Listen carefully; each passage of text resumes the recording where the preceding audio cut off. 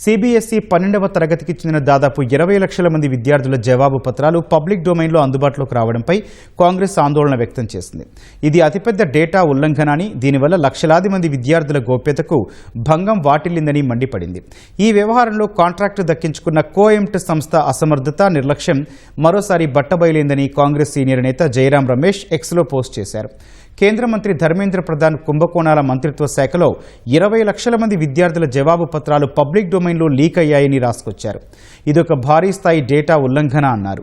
కోఎంట్ సంస్థకు లబ్ధి చేకూర్చేందుకే ఆర్ఎఫ్పీలోని సాంకేతిక నిబంధనలో సిబిఎస్ఈ మార్పులు చేసిందన్నారు. బయటపడిన జవాబు పత్రాల్లో మడతలు కనిపిస్తున్నాయని, వాటిని చూస్తే స్కానింగ్ యంత్రాలతో కాకుండా మొబైల్ ఫోన్లతో స్కాన్ చేసినట్లు అర్థమవుతోందన్నారు. ఆన్ స్క్రీన్ మార్కింగ్ సిస్టమ్ అమలు తీరుపై 12వ తరగతి విద్యార్థి సార్థక్ సిద్ధాంత్ ఓ వార్తాపత్రిక చేసిన పరిశోధనలను జైరాం రమేష్ పోస్ట్ చేశారు.